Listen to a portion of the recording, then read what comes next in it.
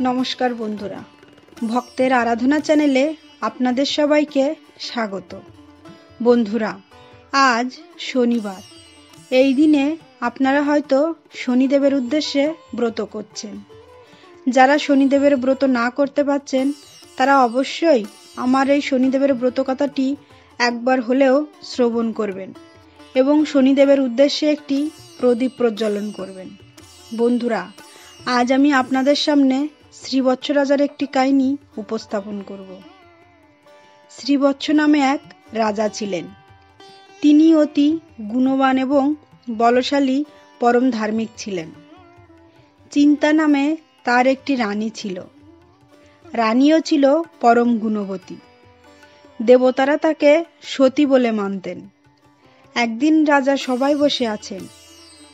হঠাৎ করেই দেবী লক্ষ্মী এবং শনিদেব উপস্থিত হলেন রাজার সভায়। তখন রাজা সিংহাসন ছেড়ে উঠেই তাদের প্রণাম করে তাদের দুজনের আসার কারণ জানতে চাইলেন। তখন শনিদেব বললেন, আপনার কাছে আমরা দুজনে একটা বিচার নিয়ে এসেছি। বলুন তো, আমাদের দুজনের মধ্যে কে বড় আর কে ছোট? তখন মহারাজ বললেন, আজ আমি এই প্রশ্নের উত্তর দেব না। আপনারা কাল আবার আসুন, তখন আমি এর বিচার করব। তারপরে দেবী লক্ষ্মী এবং শনিদেব চলে গেলেন। শ্রীবৎস রাজা তখন ঘরে গিয়ে তার স্ত্রী চিন্তাকে সব জানালেন। তখন তার স্ত্রীও খুবই দুশ্চিন্তাগ্রস্ত হয়ে পড়লেন। অবশেষে রাজা সকালে সভাসদগণদের এক জায়গায় ডাকলেন। বললেন, দুটি সিংহাসন আনো, একটা সোনার সিংহাসন আর একটা রূপোর সিংহাসন।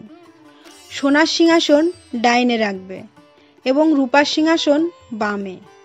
সিংহাসন দুটি ভালোভাবে কাপড় দিয়ে ঢেকে রাখবে, যেন বাইরে থেকে বোঝা না যায় যে কোনটার ভিতর কি আছে। তারপর দেবী লক্ষ্মী এবং শনিদেব আবার সবাই উপস্থিত হলো। শনিদেব বলল, এবার বিচার করুন মহারাজ। তখন করজোড়ে রাজা তাদের বসতে বললেন। তারপর দেবী লক্ষ্মী ডান পাশের সিংহাসনে এবং শনিদেব বাম পাশের সিংহাসনে বসলেন। শনিদেব আবার বললেন, বিলম্ব না করে মহারাজ আপনি বলুন কে ছোট আর কে বড়। তখন রাজা বললেন, আর তো বিচার করার কিছু নেই, আপনার নিজের চোখেই দেখুন। তখন রাজা সিংহাসনের উপরে রাখা কাপড় তুলে ফেললেন।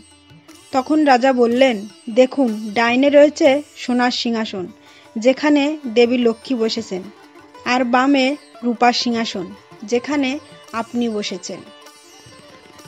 তখন আবার রাজা বললেন, সোনার সিংহাসনে দেবী লক্ষ্মী, তখন উনিই বড়। তখন দেবী লক্ষ্মী মৃদু মৃদু হাসতে থাকেন। এসব শুনে শনিদেবের অনেক রাগ হলো মহারাজের উপর। শনিদেব বললেন, আমাকে আপনি সবার সামনে নিচু কেন করলেন আর দেবী লক্ষ্মীকে উঁচু করলেন? তো এর ফল আপনাকে ভোগ করতে হবে। এহেন কাজের জন্য আপনাকে রাজ্যপাট হারাতে হবে এবং আপনার রাজ্যের কোনো ফসল হবে না। আপনাকে রাজ্য হারিয়ে ছন্নছাড়া হয়ে জীবন কাটাতে হবে। আমার প্রকোপ থেকে তুমি সহজে মুক্তি পাবে না। এসব বলে শনিদেব অন্তর্ধান হলেন। তখন রাজা মনে মনে শনির কথা ভাবতে থাকেন। শনির বচনে না জানি আমার কি দুঃখ হয়। এসব থেকে কিভাবে আমি মুক্তি পাব সেটাই ভাবতে লাগলেন। তখন দেবী লক্ষ্মী বললেন, মহারাজ আপনি আমাকে যে শ্রেষ্ঠ বলেছেন, তার জন্য আমি আজীবন অচেনা হয়ে আপনার ঘরে থাকব। যশ, মান, ধন, জন সব কিছুই আপনার সংসারে আসবে। এসব বলে দেবী লক্ষ্মী অন্তর্ধান হলেন। সভা ভঙ্গ করে রাজা অন্তঃপুরে রানীর কাছে যান। এসব কথা শুনে রানী বিষাদিত হন। এমন করে অনেক দিন কেটে গেল। অকস্মাৎ রাজ্যে অনাবৃষ্টি সৃষ্টি হলো। প্রজাগণ হাহাকার করতে করতে কাঁদতে লাগলো। তখন রাজা এসব দৃশ্য দেখে তার মন বড়ই ব্যাকুল হয়ে উঠল। মনে মনে রাজা তখন চিন্তা করছে, শনির কোপানলে পড়ে প্রজাগণ কষ্ট পাচ্ছে। এমন করে মহারাজ আপন মনে চিন্তিত হয়ে পড়ছেন। মহারাজ তখন ছদ্মবেশে প্রজাদের ঘরে ঘরে গিয়ে তাদের হাহাকার ও কান্না শুনতে পান। অন্ন বিনা সবাই শীর্ণকায় হয়ে যাচ্ছে। মাঠ ঘাট শূন্য, কোথাও কোনো শস্যদানা নেই। এসব চিন্তা করতে করতে রাজা মহলে ফিরে এসে চিন্তাকে সবকিছু জানায়। সব শুনে রানী চিন্তা বলেন, আপনি এত চিন্তা করবেন না মহারাজ। শনির কোপে পড়ে আমাদের রাজ্যে দুর্ভিক্ষ হয়েছে। প্রজাগণ না খেয়ে আছে, কেউ অর্ধশনে, কেউ আবার অনাহারে মরছে। তখন রাজা বললেন, এসব আমি দেখতে পারছি না রানী, আমি বনবাসে চলে যাই। আমি বনবাসে চলে গেলে প্রজাদের আর কোনো দুঃখ থাকবে না। আমি চলে গেলে আমার রাজ্যে আর কোনো শনির কোপ থাকবে না। তাহলে প্রজাগণ বউ ছেলে মেয়ে নিয়ে শস্য উৎপাদন করে সুখে শান্তিতে থাকবে। এসব কথা শুনে রানী তখন বললেন, তাহলে আমাকেও আপনার সঙ্গে নিয়ে যান। তারপর রাজা ও রানী রাত্রির অন্ধকারে বনবাসে চলে যান। বনবাসে যাওয়ার সময় লক্ষ্মী দেবী শ্রীবৎস রাজাকে বলেন, আমি সবসময় আপনার সঙ্গে থাকব। তারপর রাজা ও রানী প্রাসাদ থেকে আসার সময় অনেক ধনরত্ন মণিমুক্তা নিয়ে আসেন। কিন্তু পথের মধ্যে একটি নদী পার হওয়ার সময় মাঝি সেই ধনরত্ন নিয়ে উধাও হয়ে যায়। তখন রাজা রানীকে বললেন, এখানেও শনির প্রকোপে আছি, তুমি বাপের বাড়ি চলে যাও। কিন্তু রানী চিন্তা রাজাকে বলেন, শনিদেব যতই আমাদের কষ্ট দিক, আমি আপনাকে ছেড়ে কোথাও যাব না। তখন রাজা ও রানী বনের মধ্যে থাকতে লাগলেন। কিছুদিন কেটে গেল। একদিন ধীবর নামে এক জেলে নদীতে মাছ ধরার জন্য জাল ফেলছে, কিন্তু কোনো মাছ উঠছে না। তখন শ্রীবৎস রাজা তাকে আবার জাল ফেলতে বলেন। তারপর সেই জালে অনেক মাছ উঠে আসে। তখন ধীবর রাজাকে কিছু মাছ দিয়ে যায়, আর সে কিছু মাছ বাড়ি নিয়ে যায়। মাছ নিয়ে রাজা তখন রানীর কাছে যায়, আর রানীকে বলে, আমার অনেক ক্ষুধা পেয়েছে, তুমি এই মাছগুলো পুড়িয়ে শীঘ্রই মোরে খেতে দাও। এটা শুনে রানী ভীষণ কষ্ট পায়। রানী চিন্তা করেন যে এরকম 50 রকমের পদ রাজাকে রান্না করে খাওয়াতেন, আজ পোড়ো মাছ রাজাকে খেতে দিচ্ছে। মাছ পুড়িয়ে যখন নদীতে ধুতে নিয়ে যায়, তখন ওই পোড়া মাছ ঝুড়ি থেকে লাফিয়ে নদীতে চলে যায়। এসব দেখে রানী তখন বিস্মিত হয়ে পড়েন। এসব কথা রাজাকে জানালে রাজাও আশ্চর্য হয়ে যান। এভাবে আরও 5 বছর কেটে যায়। রাজা ও রানী ফলমূল খেয়ে দিন অতিবাহিত করতে লাগলেন। তারপর রাজা ও রানী বনের দক্ষিণ দিকে চলে আসেন। সেখানে কাঠুরিয়াদের সাথে থাকতে লাগলেন। তাদের সাথে কাঠ কেটে বন থেকে আবার সেই কাঠ নগরে গিয়ে বিক্রি করেন। এভাবেই তাদের দিন কাটতে লাগলো। একদিন সকালে রাজা বনে চলে গেলেন কাঠ কাটতে। কাঠ কেটে কাঠুরিয়াদের সাথে আবার নগরে চলে গেলেন রাজা। তখন বাণিজ্য করতে এসে এক সওদাগর তার তরী এখানেই আটকে যায়। তখন অকস্মাৎ একটি দৈববাণী হয় যে কোনো সতী নারী যদি এই জাহাজ স্পর্শ করে তবে এই জাহাজ উদ্ধার পাবে। তখন সমস্ত কাঠুরিয়াদের পত্নীদের এখানে আমন্ত্রিত করা হলো। সবাই জাহাজ স্পর্শ করলো, কিন্তু জাহাজ উদ্ধার পেল না। তখন এক সাধু বলল, সবাই স্পর্শ করলো কিন্তু জাহাজ উদ্ধার পেল না, শুধু একজনই বাকি আছে, কিন্তু তার স্বামী তাকে বাইরে আসতে নিষেধ করেছে। তখন সওদাগর সবকিছু শুনে নিজে গিয়ে রানী চিন্তার কাছে হাত জোড় করে তাকে আসতে বলে। সওদাগর আরও বলেন যে দেবী আপনার স্পর্শেই তরী উদ্ধার পাবে। তখন রানী চিন্তা ঘর থেকে বলেন, আমার স্বামী আমাকে ঘর থেকে বেরোতে মানা করে দিয়েছে। তখন সওদাগর বলেন যে দেবী আপনাকে আমি সাথে করে নিয়ে যাব, আবার সাথে করে এখানেই পৌঁছে দেব। তখন চিন্তা রানী সওদাগরের সাথে যান এবং দেবতার নাম করে জাহাজ স্পর্শ করলে জাহাজ উদ্ধার পায়।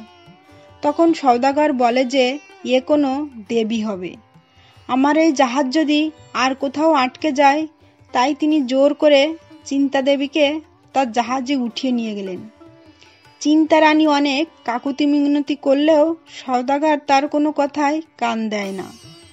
এদিকে আবার রাজা কাঠ বিক্রি করে বাড়ি ফিরলে চিন্তাকে না দেখতে পেয়ে সবার কাছে জানতে চায়। তখন সওদাগরের সব কথা রাজাকে বলে। তখন রাজা খুব কাঁদেন। এরূপে বহুকাল কেটে যায়। রাজা সুরভি আশ্রমে থাকতে লাগেন। সুরভি রাজার কাছে তার পরিচয় জানতে চায়। তখন রাজা তার সভায় কি হয়েছিল সব কথা সুরভিকে জানায়। তখন সুরভি বলেন, তুমি এখানেই থাকো মন স্থির করে। তখন থেকেই রাজা সেখানেই থাকতে লাগলেন।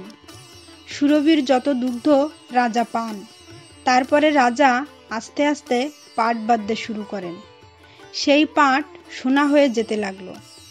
তারপর সেই সওদাগর তার জাহাজ নিয়ে সেই স্বর্ণপাট বাণিজ্য করতে আসে। সে রাজাকে তার জাহাজে স্বর্ণপাট তুলে দিয়ে আসতে বলে। ধূর্ত সওদাগর তখন রাজাকে জাহাজ থেকে ফেলে দেয়। তখন রাজা তাল বেতাল বলে জোরে চিৎকার দিয়ে উঠল। তখন রাজার কণ্ঠস্বর চিন্তারানী চিনতে পারল। তখন একটা বালিশ নদীতে ফেলে দিল। সেই বালিশ পেয়ে রাজা ভাসতে লাগলো। তখন তাল হইল ভেলা আর বেতাল হলো ছাতা। এভাবে ভাসতে ভাসতে রাজা সৌতিপুরে এক পুষ্পের উদ্যানে চলে আসলো। সেই দেশের রাজার নাম বাহু, তার কন্যার নাম ভদ্রা। তার কন্যা দেবী পূজা করেন শ্রীবৎসের কারণে। তার পূজায় সন্তুষ্ট হয়ে দেবী তাকে বর দেন যে তার স্বয়ংবর দিনে শ্রীবৎস রাজা তার কাছে নিজেই চলে আসবে। তখন শ্রীবৎস রাজা একটি কদম্ব বৃক্ষের তলায় বসে আছেন। সকল রাজা সবাই বিদ্যমান থাকলেও রাজকন্যা তখন দৈববাণী শুনে সেই বরমাল্য নিয়ে শ্রীবৎস রাজার কাছে ছুটে যায় আর বলে, 12 বছর আমি যার জন্য অপেক্ষা করলাম, আজ তাকেই আমি আমার পতিরূপে পেলাম বলে রাজার গলায় মালা পরিয়ে দিলেন। এসব দেখে রাজা বাহু রাগে জ্বলতে লাগলেন। তখন রাজার মহর্ষি বললেন, যার ভাগ্যে যেটা আছে সেটা তো হবেই। এরকম করে 12 বছর কেটে যায়। শনির প্রকোপ থেকে রাজা মুক্তি পেতে লাগলেন। এমনি করে রাজা ভদ্রাকে তার সব কথা জানায় আর তীরে গিয়ে সমস্ত তরী আটকাতে থাকে। একদিন সেই ধূর্ত সওদাগর তরীও পায়। তাকে নিয়ে আসে রাজা বাহুর কাছে। তখন সওদাগর শ্রীবৎস রাজাকে চোর বললে রাজা বলেন, আমি চোর না, আমি এই সোনার পাট খুলে দিতে পারবো, যেটা অন্য কেউ পারবে না। তখন বাহুও রাজা দেখল যে শ্রীবৎস রাজা সেই সোনার পাট খুলে দিল। এটাই দেখে বাহু তখন রাজার কাছে তার কাহিনী জানাতে লাগলো। শ্রীবৎস রাজা সব কিছু বলল।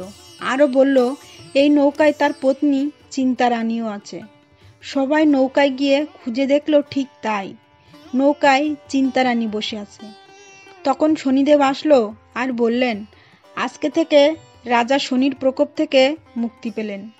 তখন রাজা শ্রীবৎস তার 2 রানী নিয়ে তার রাজ্যে ফিরে গেলেন। বন্ধুরা, আর শ্রীবৎস রাজার কাহিনী এই পর্যন্তই। এই কাহিনীটি যদি আপনাদের ভালো লেগে থাকে তাহলে অবশ্যই লাইক ও কমেন্ট করবেন আর আপনার প্রিয়জনদের মাঝে শেয়ার করবেন। ঈশ্বর আপনাদের মঙ্গল করুন।